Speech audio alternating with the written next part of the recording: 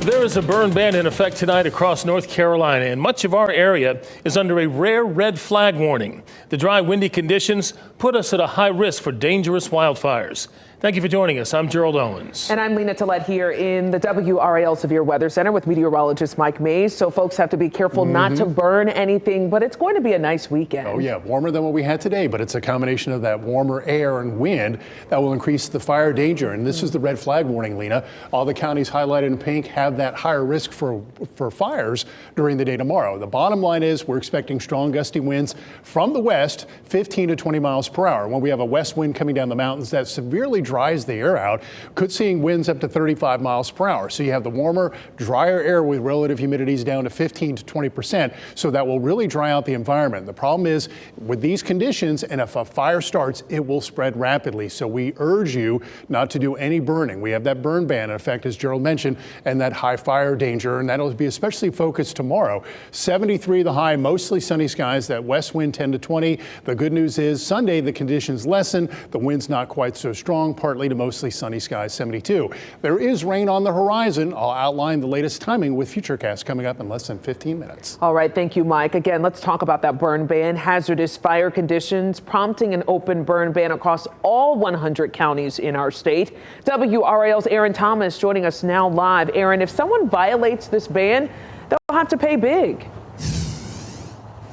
Yeah, that's right, Lena. We'll get into that in just a moment, but you can just look around us here at Lake Johnson Nature Park. We see these trees waiting to get in bloom, and they're still pretty dry. That's why open burning of any kind is banned for the time being. Some folks asked us about grilling. Grilling is allowed according to state officials unless your local government says otherwise. Park goers like Austin Gerald look forward to seeing the first signs of spring at Umstead State Park. Walking on the leaves are just really crunchy, a lot of dust in the air.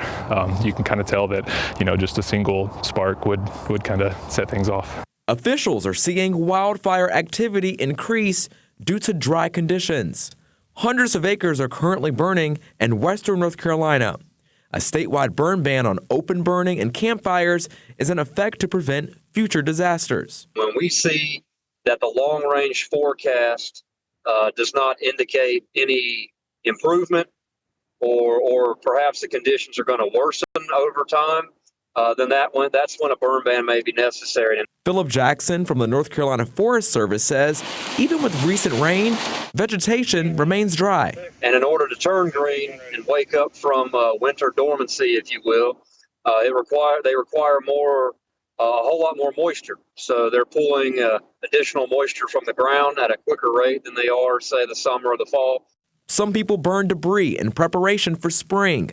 Gerald says think before burning during spring wildfire season. And the evidence is out there. Things are up in a blaze, and you kind of just have to stick to it. I don't think it's too much to ask, really. And here's how serious some of these fines are. So if you're caught violating this burn ban, you will be paying a $100 fine on top of $183 in court fees. And you could also be responsible for paying the cost that it takes to put out the fire if you are found responsible. Aaron Thomas, WRAL News, live in Raleigh. Thank you. So this all comes as 3 wildfires burn in western North Carolina. The fires covering hundreds of acres in Polk County. Several neighborhoods are under a mandatory evacuation order tonight. The largest fire has burned 583 acres, is 0% contained tonight. Several structures have also been destroyed. Fortunately, no injuries have been reported. Be sure to wake up with WRAL's Morning News this weekend. We will have the latest on the weekend forecast and the fire risks.